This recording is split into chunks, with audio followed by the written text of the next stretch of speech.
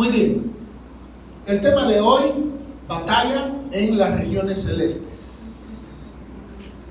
Batalla en las regiones celestes. Efesios capítulo 6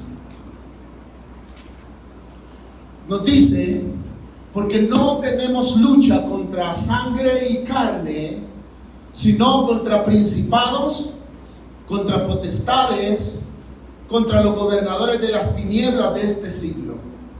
¿Cómo va la jerarquía ahí? Principados,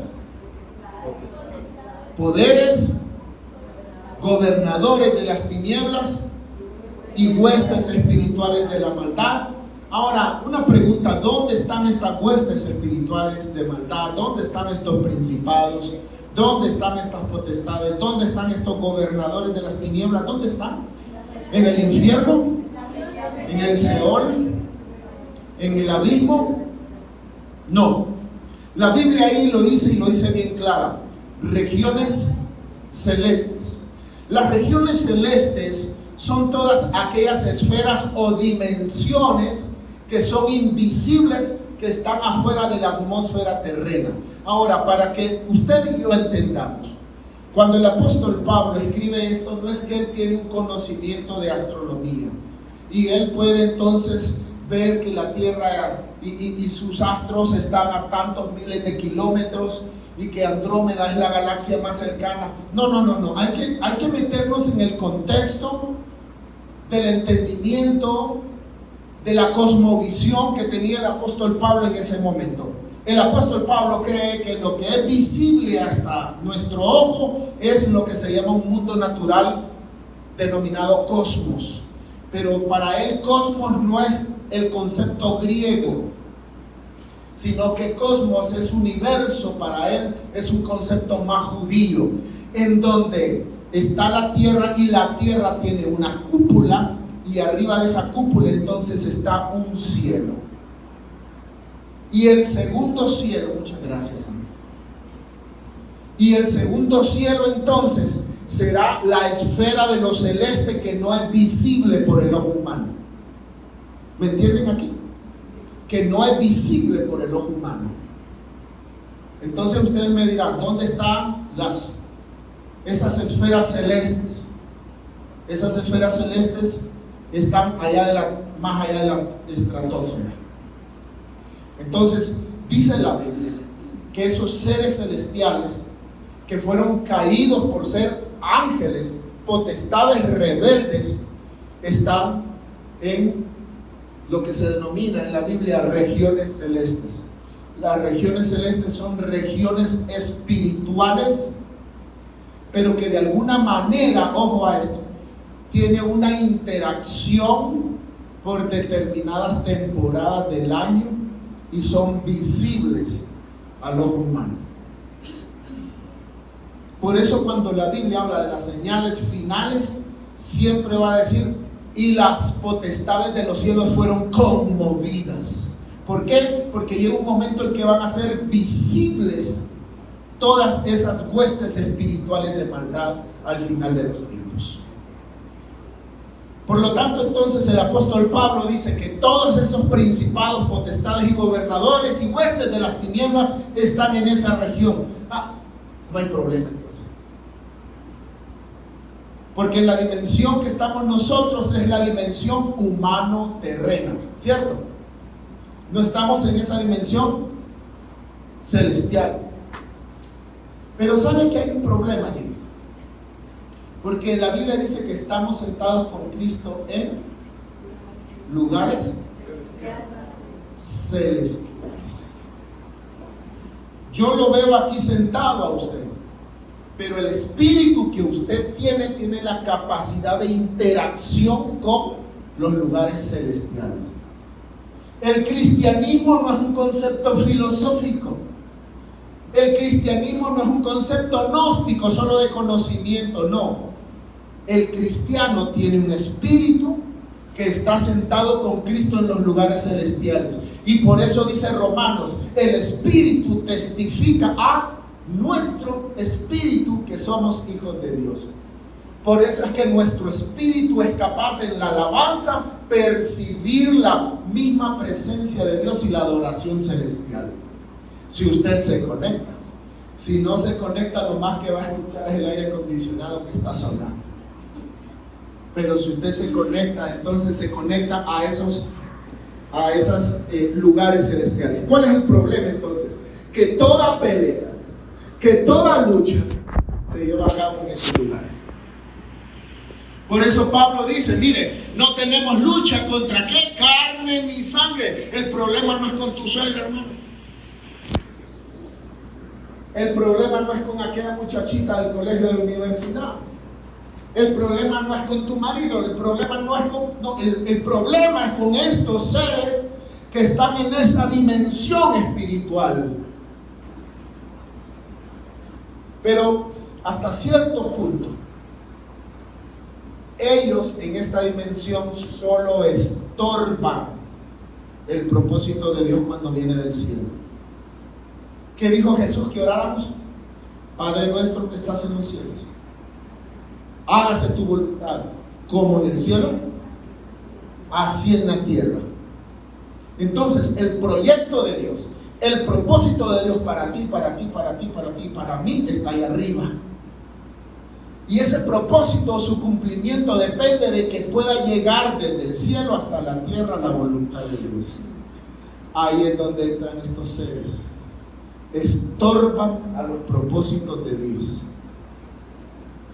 Por eso, cuando Daniel se mete en un ayuno de 21 días, viene el ángel y le dice, desde hace 21 días, la respuesta de Dios ya estaba para ti. Pero el príncipe de Persia me estorbó para venirte a decirlo. El príncipe de Persia que se mueve en esas regiones porque es un principado, no me permitió venir, me estorbó. A veces la bendición de Dios dice, yo quiero la salud de Zobeidi, dice Dios, y manda la respuesta.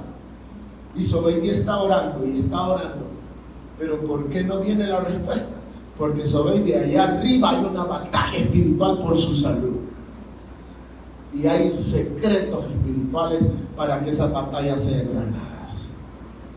Pero también, ojo a lo que voy a decir, esas esferas espirituales, esos seres, quieren tener incidencia en la vida terrena, pero no pueden hacerlo porque Dios se los niega, a no ser que se abran portales dimensionales. Suena muy a Marvel, suena muy ¿a qué quieren? A Minecraft, Dios santo. Los portales dimensionales son espacios en donde lo celestial se toca con lo terrenal. Por eso Edén es una dimensión en donde Dios puede moverse tranquilamente, de tal manera que dice que Dios se paseaba por el jardín del Edén. ¿Por qué? Porque Edén es presencia, es delicia. Entonces, cuando el hombre se mete en la presencia de Dios, Dios se pasea en su vida.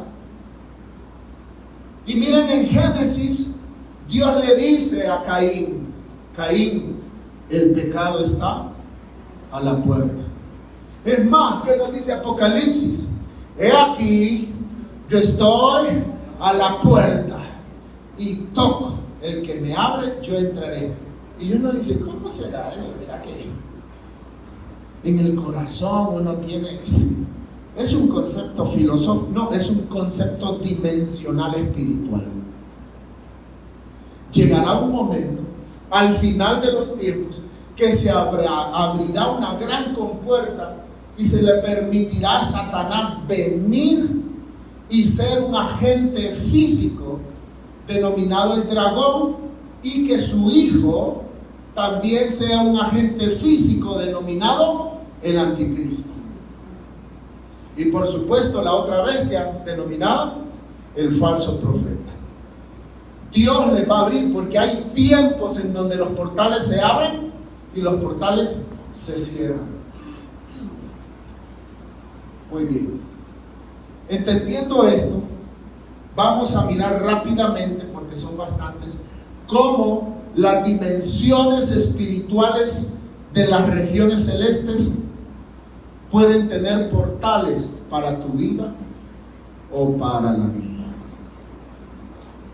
Primer portal.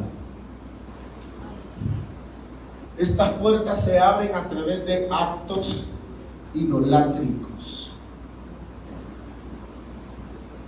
Los pueblos en los textos veterotestamentarios, o sea, del Antiguo Testamento, nos hablan de que el culto a deidades falsas, porque son estos principados, no son dioses, perdieron toda categoría y están ahí sí como principados, pero estaban como principados que si la acción humana no genera una adoración, una expresión de invocación hacia esos seres, simple y sencillamente no funcionan. Y estos seres se ha descubierto antropológicamente, teológicamente, de que han necesitado alguna especie de lugares en específico para poder entonces entrar a este mundo y ejercer cierto nivel de acción con los seres humanos. Así que nos vamos a dar cuenta que ¿por qué toda adoración se tenía que hacer en los montes altos? ¿Por qué? Era un concepto de que en los montes, en las alturas, allí podían descender estos seres y tener una comunicación con los hombres. Entonces vemos a Dios llamado el Shaddai, que es el Dios de la montaña, y le dice a Moisés: mira Moisés, por mucho tiempo yo me he dado a conocer desde Abraham hasta ahora como el Shaddai, o sea, el Dios o el que tiene un encuentro con el humano en la montaña. Algunos dicen Dios Todopoderoso, pero la expresión, la raíz acadia de la expresión Shaddai no es eso, sino el Dios de la montaña. ¿Por qué? Porque Dios se encontraba con la gente en la montaña, en los lugares altos. Es más, entre los judíos, el espacio que siempre buscaba el judío para tener su tiempo con Dios era en la parte de arriba de su casita. Y ahí tenía él su espacio. ¿Para qué? Para encontrarse con Dios. Ustedes pueden escuchar y ver esto como muy místico, pero la verdad es que en todo el Antiguo Testamento vemos que ningún Dios pide que se le adore en un valle, sino todas esas deidades con D minúscula piden que se le adoren en lugares altos. Es más, dice la Biblia, y el rey tal, rey de Israel o rey de Judá, nunca destruyó los lugares altos que su padre puso. ¿Por qué? Porque en los lugares altos, allí entonces se establecía el culto a alguna deidad. El Salmos, ¿qué Salmo es este? Que habla acerca del peregrino subiendo a Judá, al templo. El Salmo expresa que cuando iba caminando por el valle había en Israel un valle en donde al cruzar habían aquí todo tipo de árboles, porque una de las adoraciones más antiguas que tenían los judíos era la adoración a Asherah, que era un árbol, que era la forma de un falo, o sea, un pene, que hasta lo pusieron en el templo de Dios para hablar de que esa era la diosa de la fertilidad. Entonces, lo que trato de decir es que estos seres espirituales cósmicos, la manera de introducirse es a través de cultos hacia ellos, lugares altos. ¿Cuántos conocen el Cerro de la Bruja? ¿Ustedes lo conocen? De la Bruja. ¿Dónde es, hermano? Allá por tu casa, hermano. aquí por la Cerro Brujo. Del Brujo, de la Bruja, no sé.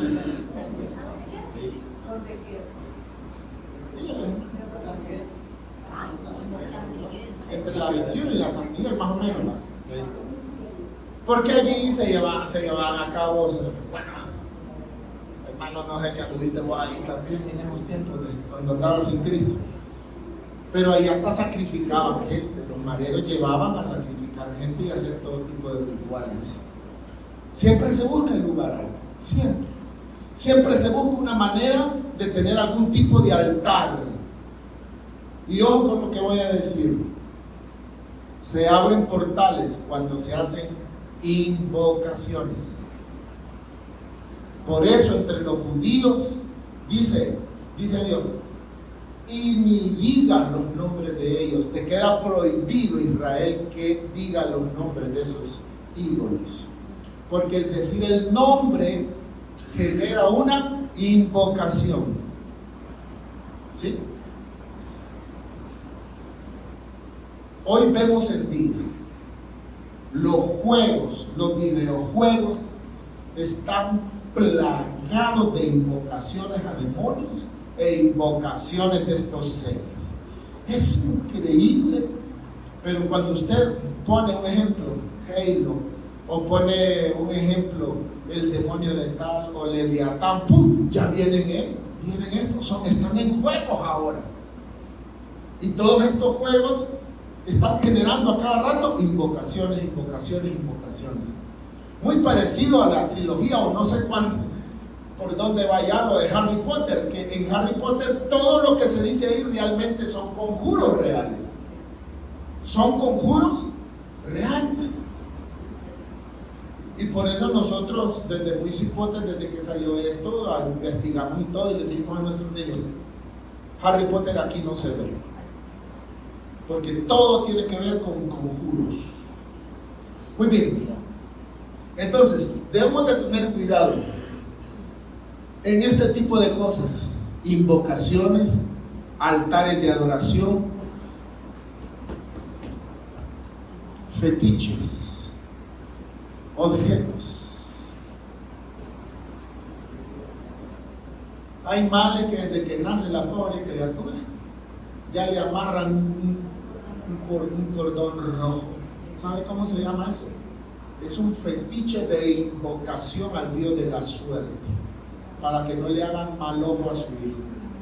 Todo eso se llama fetiche. Más adelante vamos a ver un poquito más en profundidad este tema, porque, ojo, se abren portales.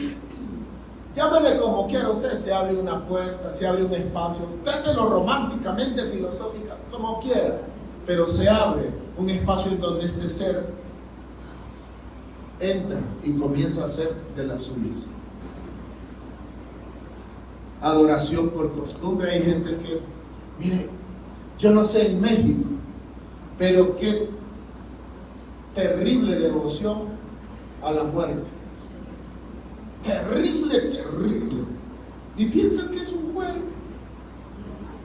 Se tatúan de este ser, y lo que el cuerpo representa es una invocación diaria, de noche y de día. Está llamando a ese ser.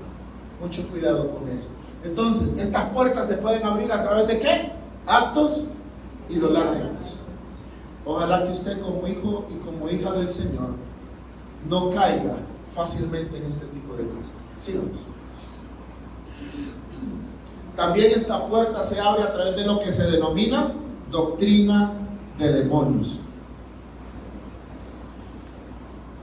Dice Timoteo 4:1: pero el Espíritu dice claramente que en los postreros tiempos algunos apostatarán de la fe, escuchando espíritus engañadores y a doctrinas de demonios.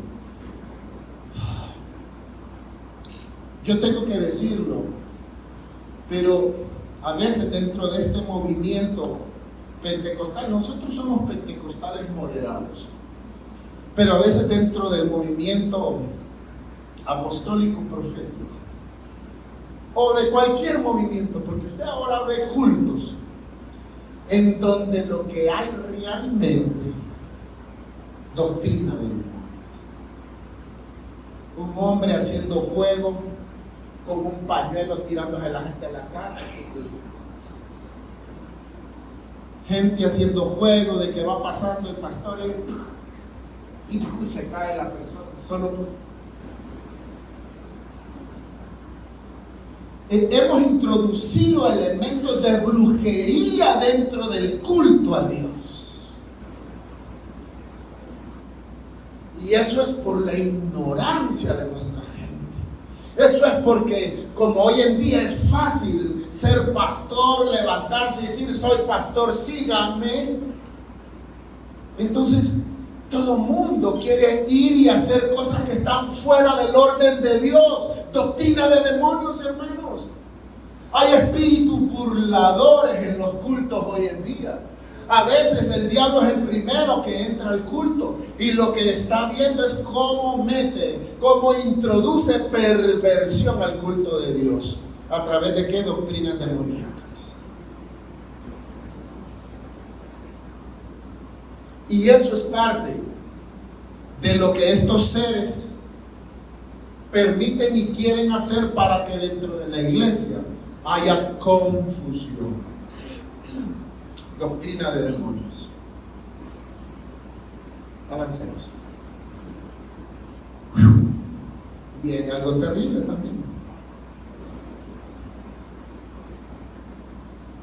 En la antigüedad, la prostitución sagrada prácticamente era venderle el alma a ese ser espiritual.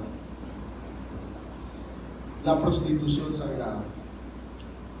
Las sacerdotisas de Ashera decían que únicamente lo que tenía que hacer el hombre es ir a practicar relaciones sexuales para que, los jóvenes, el semen y todo cayera a tierra, y eso simbolizaba de que Baal estaba juntándose con Ashera y que eso le provocaba a estos dos seres, estos dos dioses, el deseo de tener relaciones, de copular, y la copulación de ellos significaba lluvia que caía sobre la tierra.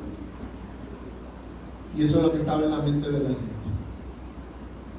Entonces los judíos iban donde Ashera porque ellos no sabían cómo era el tema tanto del conocimiento ni de agropecuaria, ni de agricultura, etc. Entonces iban tras ese conocimiento, pero ese conocimiento prácticamente hacía que se le vendiera su alma al diablo. ¿Y por qué no pensar de las mujeres de Salomón? Oscar Fernando tuvo 1000 mujeres ese tipo. Y dice que él, con toda la sabiduría celestial, pero las mujeres le inclinaron su corazón a dioses extraños. Y prácticamente hubo allí una prostitución. Cuando el hombre se acuesta con una mujer y después se acuesta con otra y está en esa promiscuidad, lo que está haciendo es abriendo una puerta dimensional para que un espíritu lo ataque y prácticamente mantenga su vida en esclavitud. Y todos los que están alrededor de él son malditos y aún su descendencia es maldita. Hombres, mucho cuidado con la promiscuidad sexual. Mucho cuidado. Por supuesto, mujeres también, porque hoy en día parece que el golpe es por los dos lados. Avancemos un poquito más. Perdón, vete atrás. No, en la que estábamos. Esa. Pero dentro de la sexualidad prohibida tenemos el tema de homosexualidad, tenemos el tema de pedofilia, el uso de los niños para tener relaciones sexuales, necrofilia, gente que hoy está teniendo relaciones sexuales con muertos, zoofilia.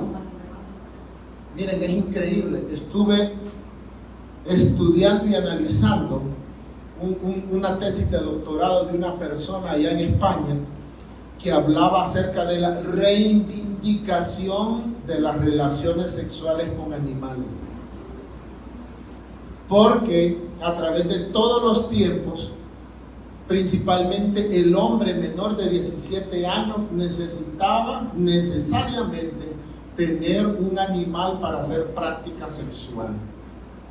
Y entonces en esa tesis se comienza a hablar de todos los países y todo el articulado normativo que permite relaciones sexuales con animales. En Turquía es permitido relaciones sexuales menores, si la persona es menor de 17 años, con burras, con yeguas, con gallinas. En Grecia está permitida la relación sexual de jóvenes con perros, con tal de que el animal ande en celo. En la ley. Y por el amor de Dios, no me digan que aquí ustedes no han escuchado cuando los jóvenes del campo allá teniendo relaciones sexuales con yegua, burra, etc. ¿Se imaginan qué impureza? ¿O se imaginan seres naciendo de ese tipo de relaciones? Señor Santo. Por eso es que este mundo está tan complicado y tan, no sé ni cómo la palabra, zoofílico. Muy bien, eso quería decir, avancemos. Pero también un portal se abre cuando hay ciertas fiestas paganas que permiten que entonces la fiesta como tal es una invocación directa. He escuchado a más de una predicación y a más de un ex sacerdote satánico diciendo: si los padres de los hijos cristianos se dieran cuenta qué significa esa fiesta, ni le dejarían permitir decir el nombre, porque solo el nombre entre los satanistas entendemos que es una invocación.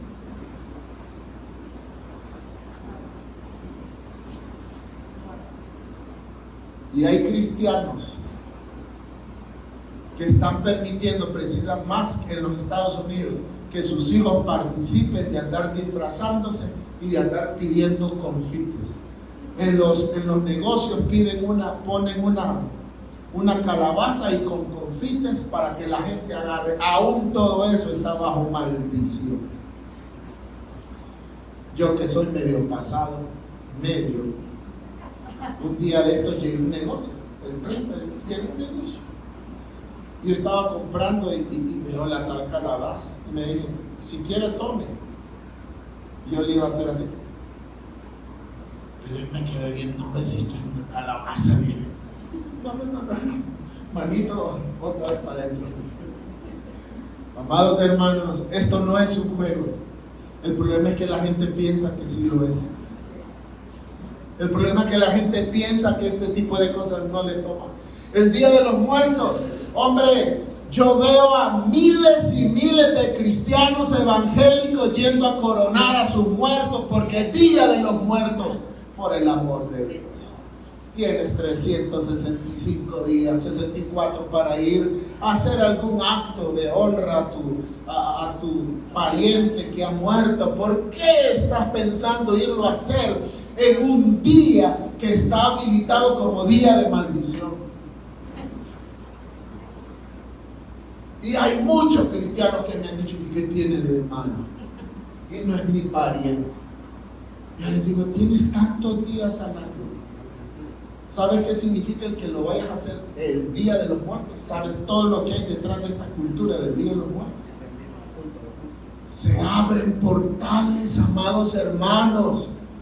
Esos seres son invocados a través de la expresión en esos días. Cuidado. Voltea a ver al que tiene a tu lado y dile: no me vayas a invitar a nada de eso.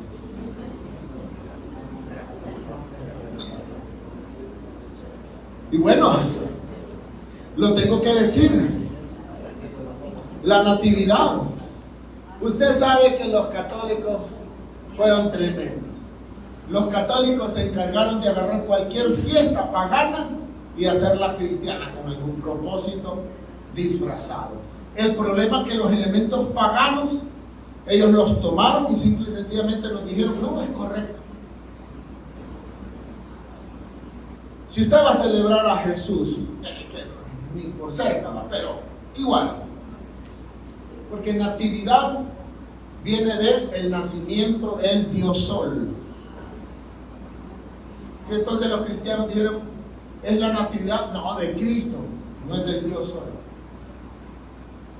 Entonces trajeron todos los elementos que ya eran súper viejos, como el famoso árbol de Navidad, que el árbol de Navidad era utilizado en aquel entonces para colgar a los niños de allí, para que Nimrod pudiera nuevamente, a través de una identidad celestial, volver a resucitar. Y por eso entonces le llevaron regalos a su madre, a su esposa, porque Nimrod ya había muerto, para que a través de ahí volviera a resucitar. Y hasta los animales adoraban a Nimrod, porque la mujer de Nimrod volvió a tener un hijo que era del sacerdote, no era ni de Nimrod porque ya estaba muerto. Ella dijo que era Nimrod que había llegado y que la había embarazado. Y así vamos conociendo algunos elementos parecidos dentro del cuerpo de Cristo, que únicamente, lo único que hacemos cuando usted pone ese árbol, usted está recordando ese tipo de cosas, está haciendo invocaciones. Celebre a Jesús, pero no ponga árbol, no ponga nacimientos. Si usted lo quiere poner, yo ya le avisé. En otra ocasión podemos hablar más del tema. Muy bien, avancemos un poquito más porque vamos un poco atrasados, como vamos de tiempo.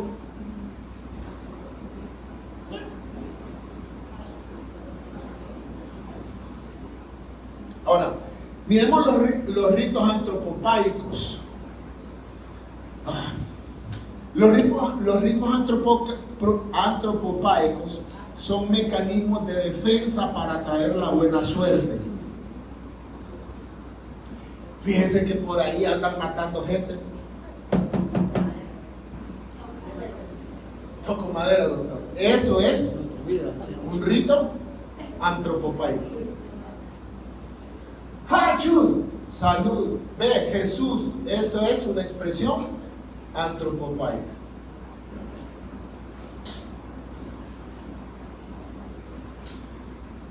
Ojalá eche gol el Motagua. Estos son acciones, ritos antropopaicos.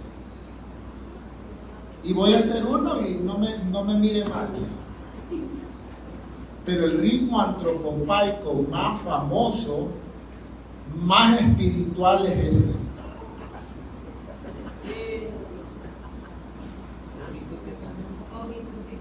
Y significaba que para el día, ciertos días del año, las almas de los muertos salían de aquellos familiares que no habían muerto bien, jóvenes. Entonces, el padre, más adelante está, pero está también en un rito antropopaico. El padre, a medianoche de ese día, se levantaba, iba a la mesa y entonces le hacía esta señal a los muertos, diciéndoles: no me pueden hacer nada, yo tengo fuerza y ustedes son los que están bajo maldición, pero tienen que irse de mi casa. Y comenzaban a caminar hacia la puerta para echar a los espíritus malos con este símbolo. Así que cuando tú le haces ese símbolo a alguien, ten mucho cuidado. Esa es una invocación antropopaica, hacer esto. Amén. Avancemos un poquito más. Y por supuesto todo el tema de los ritos religiosos que el catolicismo introdujo salvajemente. Tenemos el oficio de las tinieblas. El oficio de las tinieblas es un culto que hacen los católicos 3 días antes de la Pascua, en donde encienden un candelabro de 15 velas y cada día van apagando cierta cantidad de velas hasta que solo queda una vela, que es la vela de María, y entonces se comienza a adorar a María. Porque las otras velas significan los otros apóstoles que se fueron corriendo cuando Cristo iba a ser crucificado, y solo María quedó, por lo tanto solo María es digna de adoración. Ese es el oficio de las tinieblas. El rito del Día de los Santos Difuntos, ustedes ya lo conocen mejor que yo. Puros ritos que tienen que ver más bien con situaciones del paganismo. Y el rito del pater familias, es lo que yo les decía. Se creía de que cuando se te moría un niño, se te moría un hijo joven, alguien de la familia que era muy joven y que había muerto por algún tipo de circunstancia nefasta, entonces ese espíritu que quedaba como una especie de limbo y quería adherirse a la casa, y por lo tanto había que correr a través del símbolo este. Muy bien, pasemos.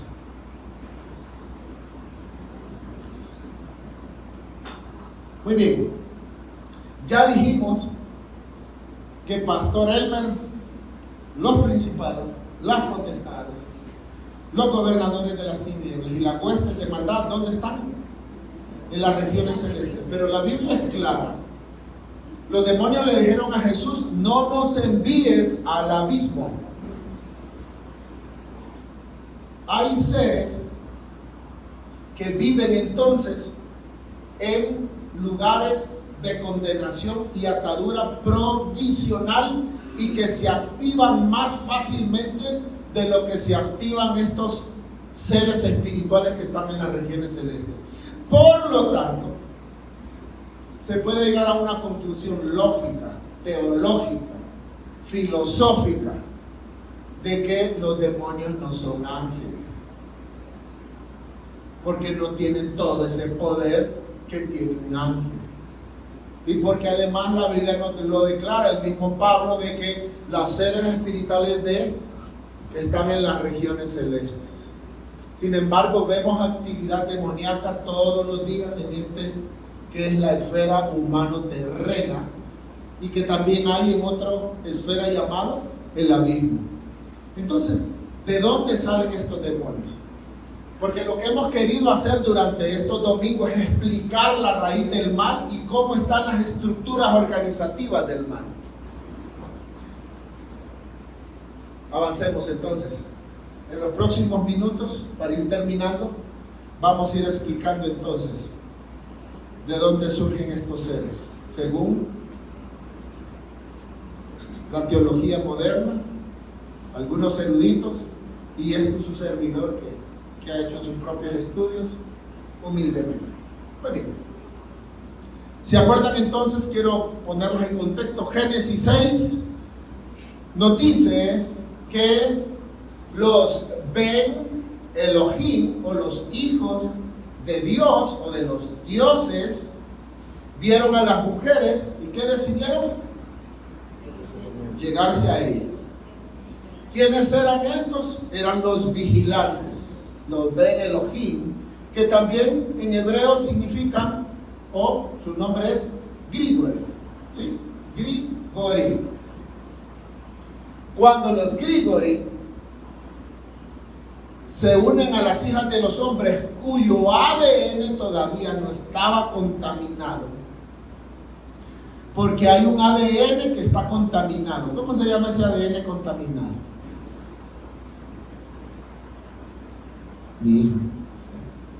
¿Cómo se llama, Ricardo, el ADN que está contaminado? ¿Quiénes son los seres que tienen contaminación de ADN en ese tiempo de la historia? No. Todavía no han nacido ellos. Antes de que suceda esto, había un ADN que estaba perfecto, de donde descendía Noé, porque dice la Biblia: y fue hallado Noé un hombre perfecto en sus generaciones.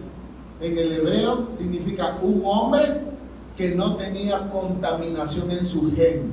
Así debería de leerse.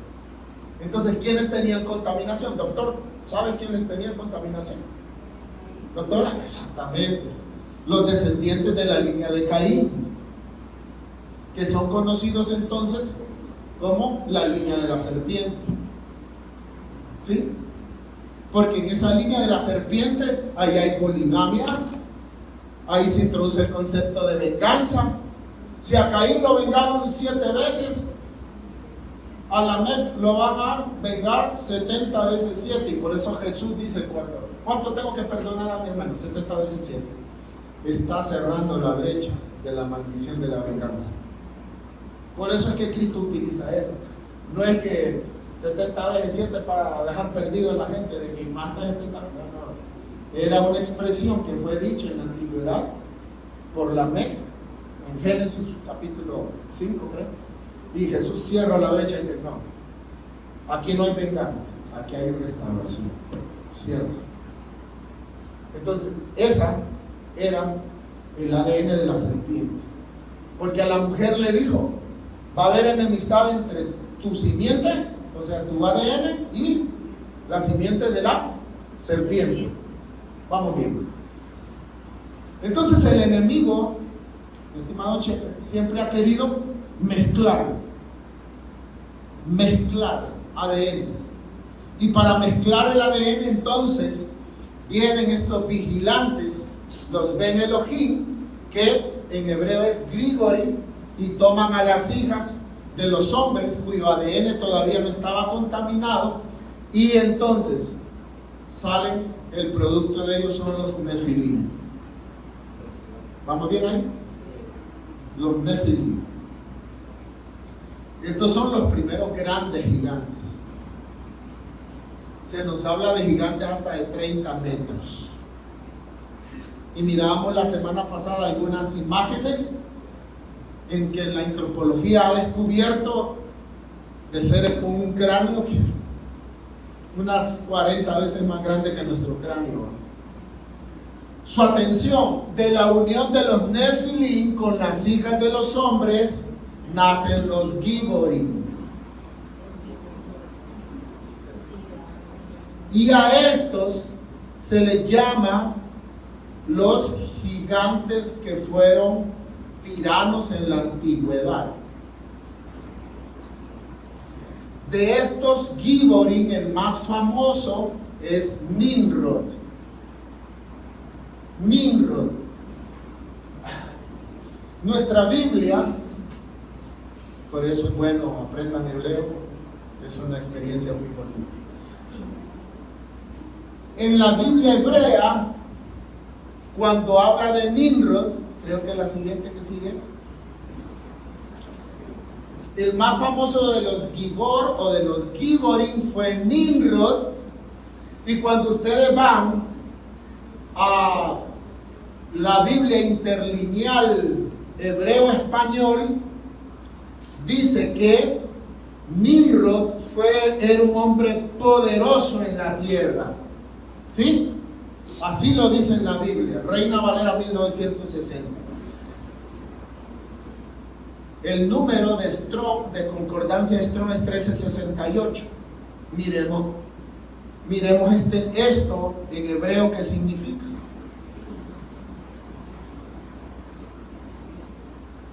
$1368, Gibor significa gigante.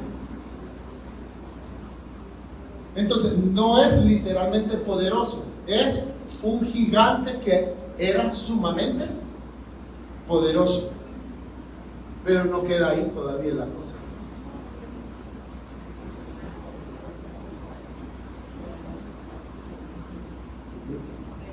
Dale una más, a ver si es que me equivoqué. No, entonces andate para atrás. Sí.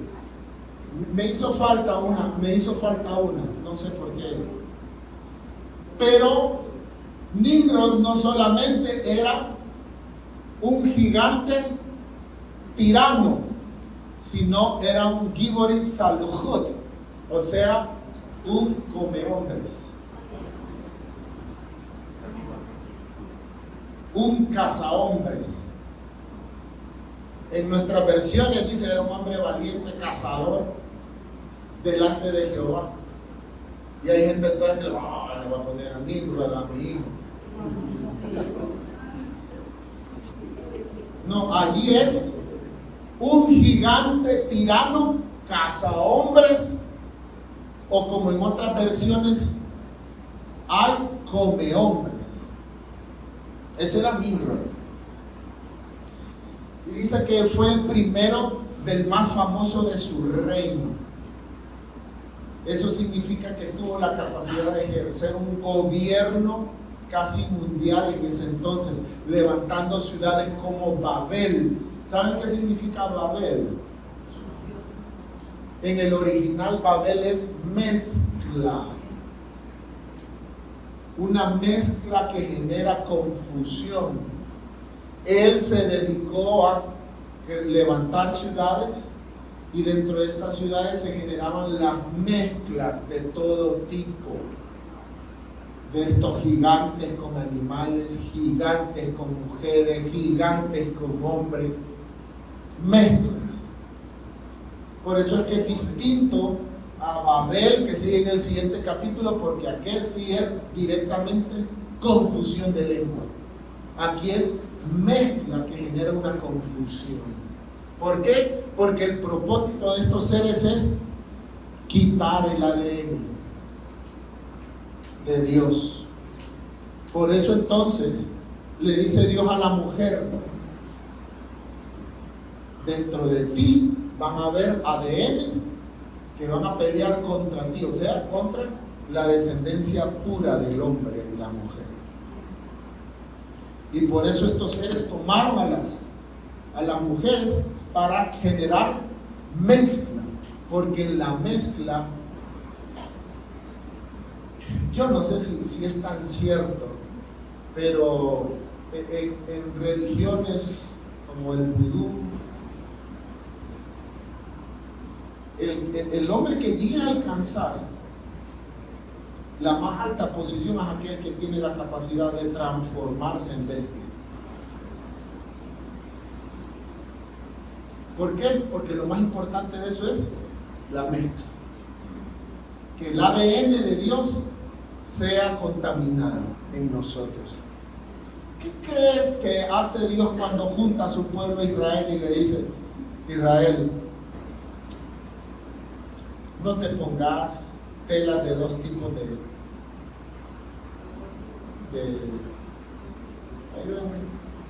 colores? No podían mezclar ni con algodón, con otra cosa. Tenía que ser de una sola. En esta tierra, si vas a sembrar, no sembres un pedazo de tomate y en la otra, no, solo tienes de uno solo. Si te vas a casar, va a ser vos y tu esposa, porque Dios lo que quiere es juntar los espíritus para que salgan hijos de Él, o sea, que el ADN se mantenga puro. Entonces nos comienza a hablar acerca de las secreciones del cuerpo, que son consideradas impuras, para que el hombre no tenga un toque sexual con la mujer, para no traer cosas impuras a esta vida. ¿Y qué es lo que hace el ser humano a través de la pedofilia, la homosexualidad, el tener relaciones con muertos, el tener relaciones con animales, el tener relaciones? Ustedes han visto los escándalos que han salido en Hollywood. Qué depravación más terrible, qué inmoralidad, y eso no debía de tocar al pueblo de Israel. Y amados hermanos y hermanas, esa inmoralidad no debe de tocar esta iglesia. No debe de tocar. Si tienes a tu mujer, ten a tu mujer, y como dice la Biblia, disfruta con la mujer de tu mujer. Ya no tiene 15, doctora, y no tiene 20, pero es lo que tienes. Y como dijo aquel, no habiendo nada más que escoger, me quedo con mi mujer.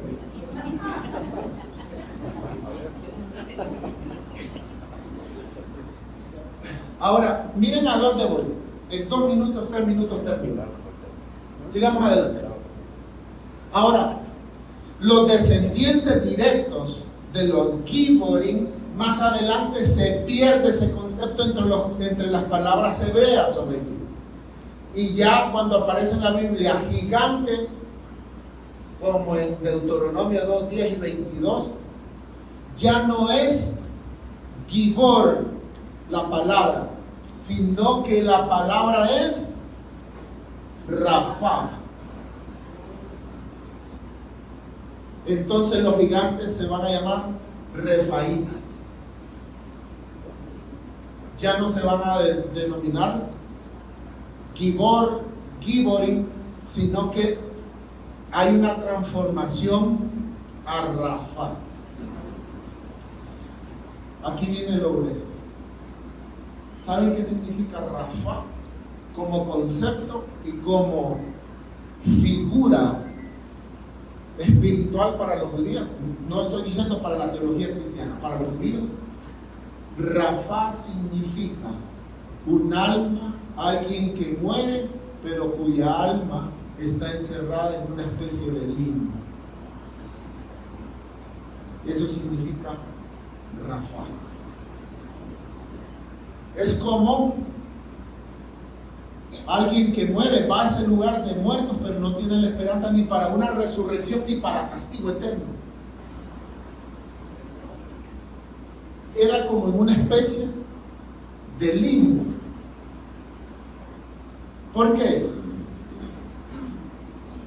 Porque ¿dónde va a ir el alma de una mezcla que inventa el hombre? ¿O seres angélicos?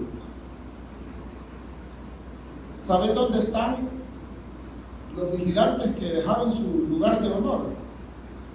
Dice 2 de Pedro que están en prisiones de oscuridad, guardados para el día que han de ser juzgados.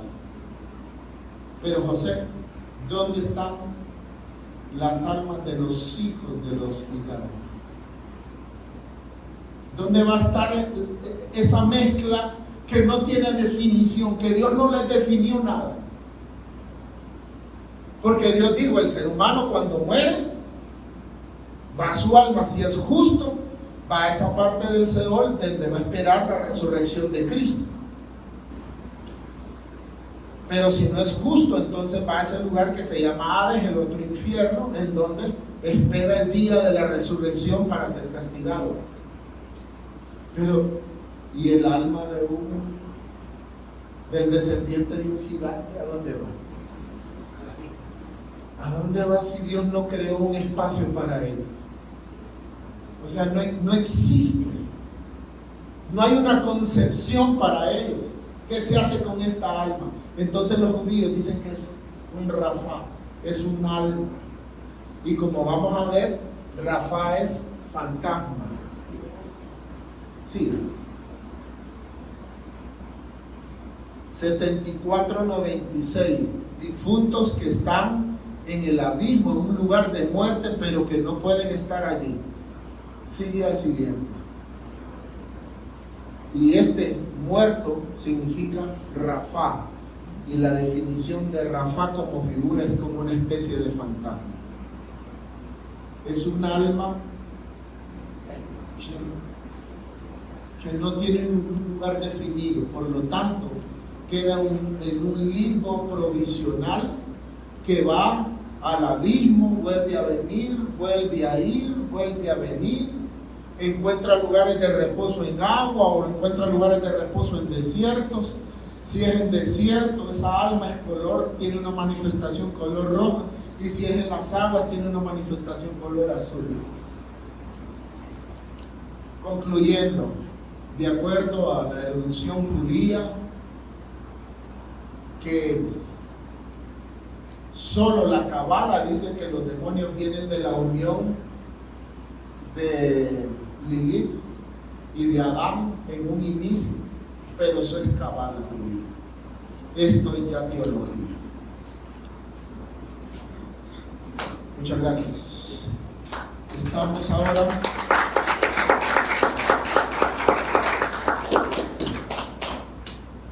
tenemos unos minutos para las preguntas.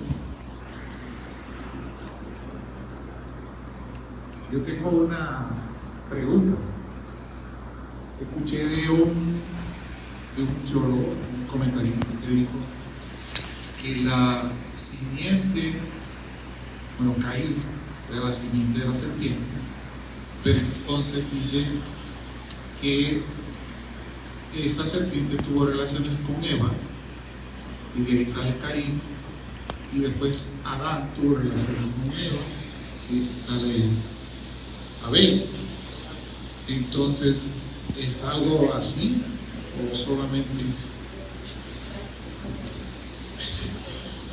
Muy bien, si ustedes leen el capítulo 3 de Génesis, todo el lenguaje de Génesis en el capítulo 3 es sexual. Todo el lenguaje es sexual. ¿Quién te enseñó que estaba desnudo? Y miró el fruto como algo codicioso. Y entonces, una vez que se le abrieron los ojos, entendió que andaba, etcétera, etcétera. Todo el lenguaje es sexual. Por lo tanto, no es descabellada la idea de pensar de que en el fondo, si pudiéramos creer de que ese es un texto literal, que ya hemos hablado de que no es necesariamente literal, que la semiótica, que es una parte de la hermenéutica de traducción bíblica, nos dice que son símbolos, pero también el Espíritu Santo siempre se encarga de que la palabra tal como está también nos dé un mensaje. Así que no es descabellado pensar de que el pecado de Eva, si lo tomáramos literal, realmente fue tener una relación sexual con la serpiente. ¿Cuántos han visto las serpientes en los libros antiguos?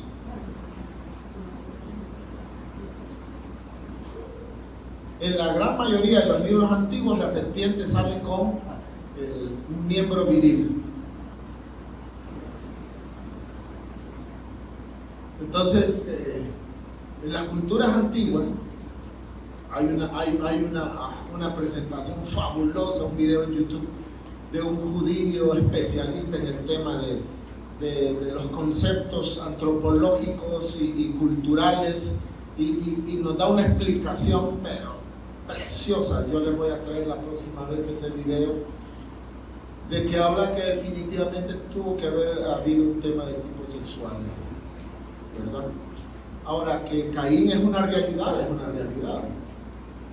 y que Caín entonces perteneció a lo que se denominó como el ADN intruso de la serpiente.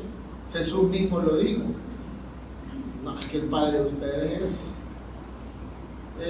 ustedes son hijos del diablo, del asesino, porque como Caín es asesino desde un inicio, así son ustedes que quieren matarme. Así que el tema no es descabellado pensar que hay ahí elementos sexuales presentes, tal como lo ha dicho. Muy bien, otra pregunta, sí, Ricardo. Con respecto a las simientes, actualmente, ¿cuáles son las simientes que están? Está la simiente de Cristo, aún hay simiente de Caín. ¿Cuáles son las simientes que están actualmente vivas, por decirlo de alguna manera, y cómo reconocerlas? La pregunta está harta difícil, ¿no? Pero se nos dice que, en primer lugar, el diluvio fue introducido como un juicio sobre la humanidad, porque la humanidad estaba demasiado contaminada. La Biblia dice de que el objetivo era destruir a esas generaciones, a esas simientes, para que se salvara una simiente perfecta. Por eso, al leer en Hebreo, el capítulo 9 dice que Noé era perfecto en sus generaciones. En Hebreo dice que Noé no tenía ninguna mezcla en su ADN. El problema es que con el diluvio no se mueren los gigantes, porque según la Midrash judía, la esposa de la esposa de Noé pertenecía tenía un ADN de la serpiente, venía de la línea de Caín, y cuando el hijo tiene relaciones sexuales con ella, ¿verdad? Porque la Biblia dice que Cam descubrió la desnudez de su padre. Según Levítico 18, descubrir la desnudez del padre es tener relaciones sexuales con la madre de uno, o la esposa de su padre. Entonces se activó allí un ADN que ya venía dentro del gen, y por eso cuando Noé maldice, no maldice a Cam, sino que va a maldecir ¿a quién? A Canaán, que es el hijo que va a tener la esposa de Noé, por ese incesto que hubo en la relación de Cam con su madre. Y se vuelve a activar, y nos vamos a dar cuenta que si bien es cierto, antes era Giborim, ahora con esta nueva mezcla hay una especie de gigantes más pequeños. Ya estos ya solo miden 3 metros, como en el caso de Goliat cuando pelea con David. Goliat creo que medía 2.96 metros. Entonces ya vienen siendo gigantes un poco más pequeños. Ahora, ¿cuántos ADN hay hoy en día? La Biblia dice que al final de los tiempos, la figura de la que nos habla Daniel, dice que los pies están mezclados con barro y con hierro. O sea, hay una mezcla de ADN, lo que nos da a entender de que posiblemente todo el tema del engendramiento a través de niños probeta o a través de robots que tengan partes humanas y todo eso, va a generar ese tipo de mezcla. Yo no te podría decir con exactitud cuántas mezclas existen, porque vos me dirás, el enanismo es una mezcla, es tarea. Pero hay otras mezclas, están hablando de mezclas reptilianas, etcétera, etcétera. ¿Que hay mezclas en el mundo? Por supuesto que hay. Claro que hay. Todavía hay gente que anda teniendo relaciones con animales. Todavía hay gente que hace algún tipo de situaciones, pero terribles. Entonces sí hay mezclas. ¿Cuáles? No te sabría decir. Pueden ser muchas, pueden ser pocas, pero que hay, definitivamente hay. ¿Alguna pregunta?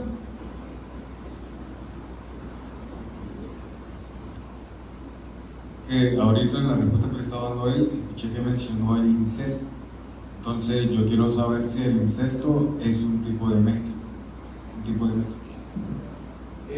Por supuesto que sí, porque de una manera u otra, miren, al inicio la mezcla era tan pura de que habían relaciones entre hermanos, pero más adelante Dios comienza a prohibir todo ese tipo de relaciones. ¿Por qué las prohíbe Dios? ¿Porque tiene que ver con una concepción moral?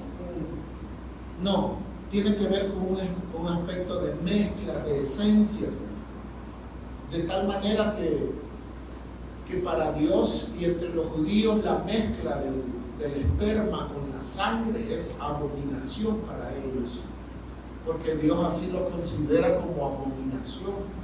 Entonces ya le dice al hombre: no tengas relaciones sexuales con tu mujer cuando esté en su periodo. Entonces, hay situaciones que generan ese tipo de cosas. ¿Por qué ahí había una mezcla? Se dio esa mezcla porque Nama, que así se llamaba la esposa de Noé, venía del ADN de la serpiente, porque era hermana de una de las esposas de Lamec, según un midrash judío. Entonces, tener ese tipo de situaciones generan una mezcla. Sí genera mezclas, pero no sé hasta qué punto el fruto de eso puede ser considerado como fruto no de Dios. En Malaquías capítulo 2 dice: es que Dios no quiere que dejes a la mujer tuya, que no te divorcies de ella, porque con ella tú tienes un mismo espíritu. ¿Y por qué quiere Dios eso?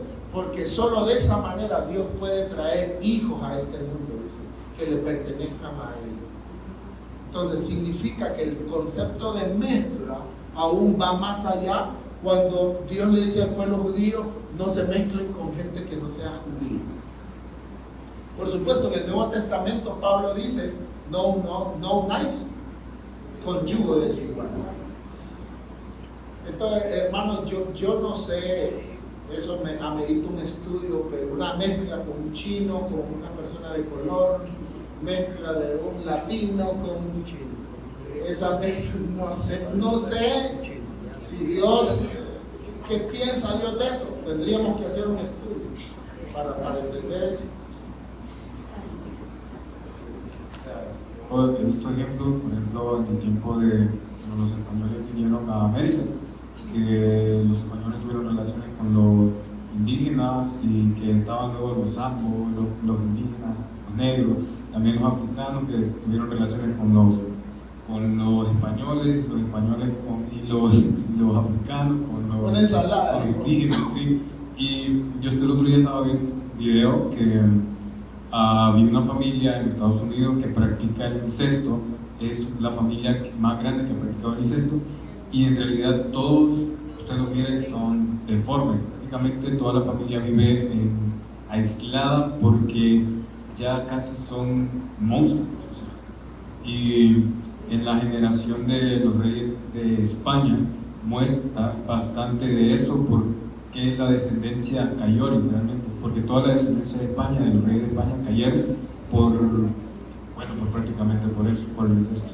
Bueno, los egipcios, no sé si han visto un documental, que el egipcio tenía que tener relación con su propia madre, con sus propios hermanos, y el caso de Tutankamón, era un tipo deforme totalmente, y murió bien joven, precisamente por esas prácticas, porque según ellos, el reinado, como eran casi como dioses, o en España o en otros países, como eran monarcas, tenían que mantener supuestamente una línea pura, y los ADN en este tiempo están tan contaminados que creo que la explicación es que cuando tú te relacionas con un pariente, tienes el potencial de que todas las cosas malas que están en ese ADN se activen.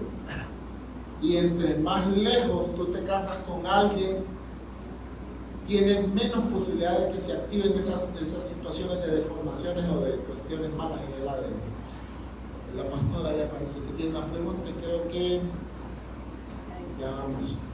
Sí, para que me quede claro, hablando de las puertas dimensionales, cuando hablabas del abismo, eso es una puerta dimensional donde suben y bajan demonios.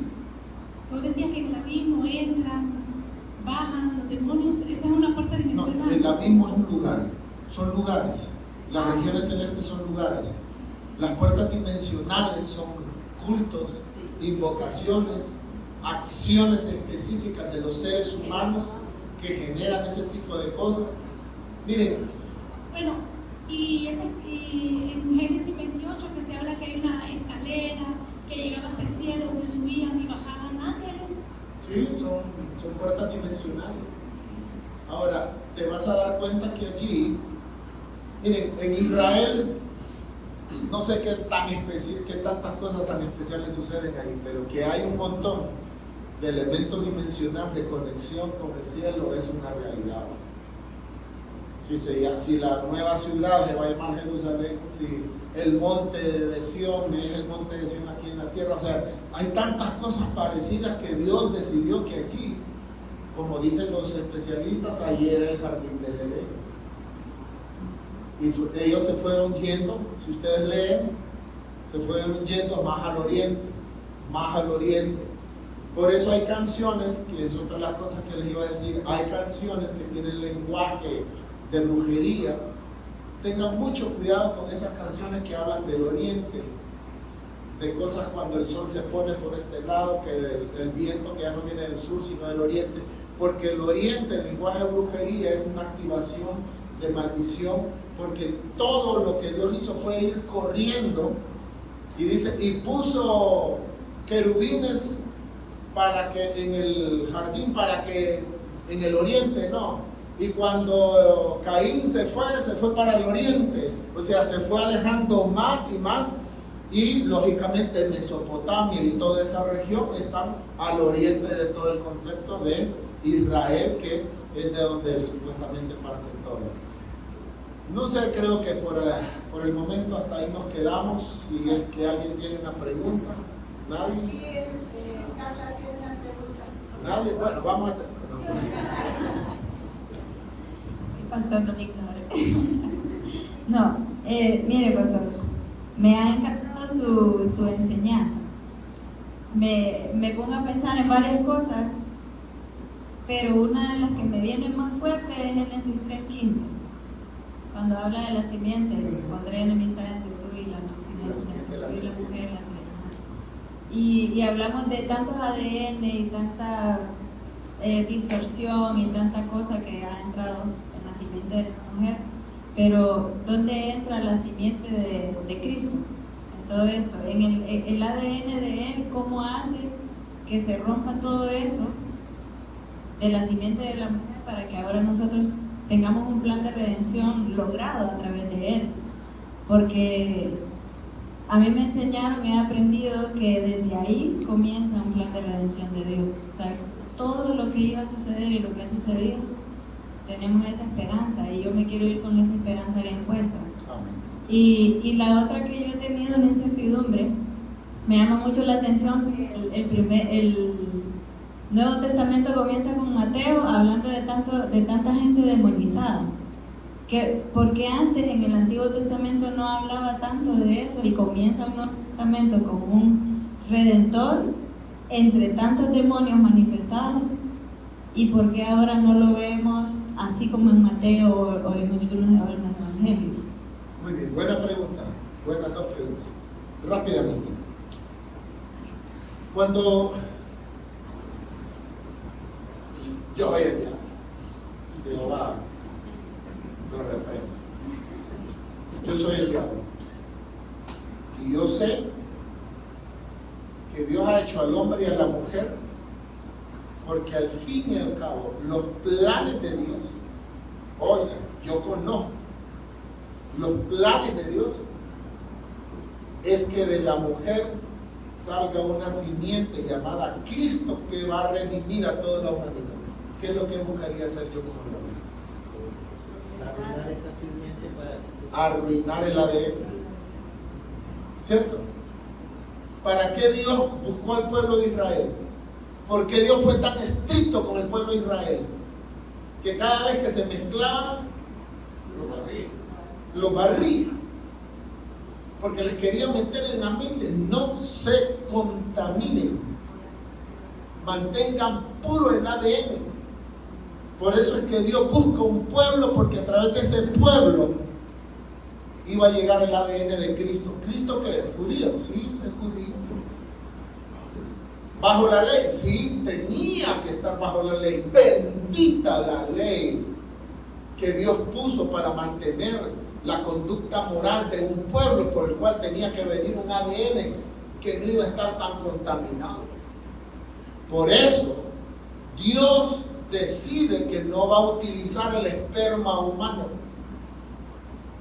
pero sí va a utilizar a través de la mujer, de acuerdo al protoevangelio que encontramos en Génesis 3:15, donde le dice: a través de ti voy a traer mi ADN perfecto, que es Cristo Jesús.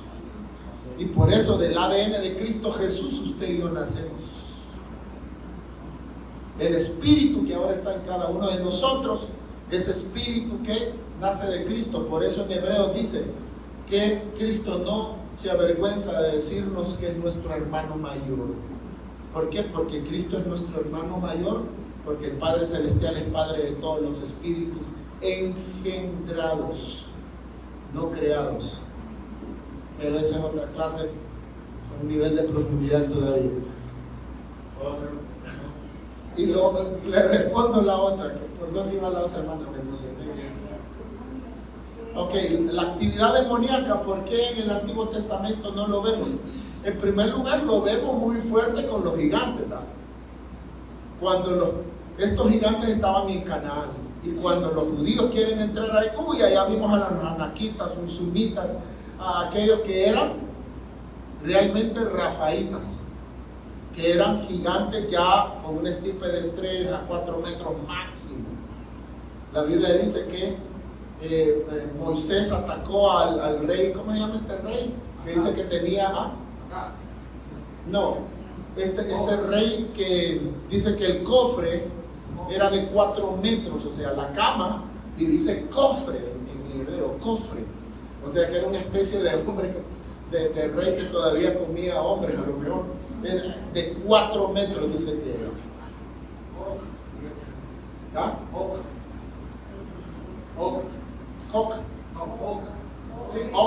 Sí.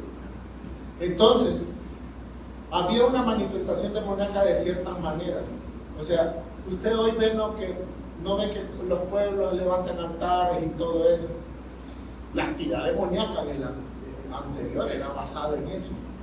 Levantaban culto, sacrificaban sus hijos a esos ídolos. Era una actividad demoníaca de otro nivel. La actividad demoníaca que ya viene en tiempo de Cristo es porque se abre el mismo infierno. Ahora, ¿cómo estamos hoy? Peor que antes y peor que en el tiempo de Cristo. Porque ahora usted ve los demonios en la iglesia. ¿En serio? Si no, aquí los muchachos de alabanza, cuando a veces ministramos, cuando estábamos ahí, que caía la gente. Porque no pueden. El demonio no está tranquilo donde hay un ambiente de adoración a Dios, donde se predica la palabra de Dios. Por eso yo me imagino que aquí todos ustedes están bien ungidos con el Señor, porque no miramos nada así por el estilo. Pero dice la Biblia que al final de los tiempos van a ser liberados más de 200 millones de demonios. De diferentes formas, aún algunos van a ser hasta visibles para atacar a los hombres y causar la muerte de muchos de ellos, como parte de las copas de ira del Señor. Y hoy sí, la última, y con esa nos despedimos y nos vamos. Es que por curiosidad, bueno, no sé si mi pregunta está bien basada, pero si por casualidad yo contengo relaciones con una persona que en el pasado había contenido relaciones con alguna persona que tuviera un ADN contaminado y por casualidad de la vida haya pasado algo y se contaminara la otra persona, luego en el futuro yo la conozco y yo contengo relaciones con ella, y esto es un descubrimiento científico que se hizo hace poco. Y los que lo han escuchado no me van a dejar mentir. Se ha descubierto en las paredes de la mujer que se encuentra todo el ADN con quienes ella tuvo relaciones sexuales. Y que aún hasta el día de la muerte, con todos los hombres que ella tuvo una relación sexual, el ADN de ese hombre se pegó en su vientre. Así que si le nació un hijo, estoy casado con pero este chiquillo parece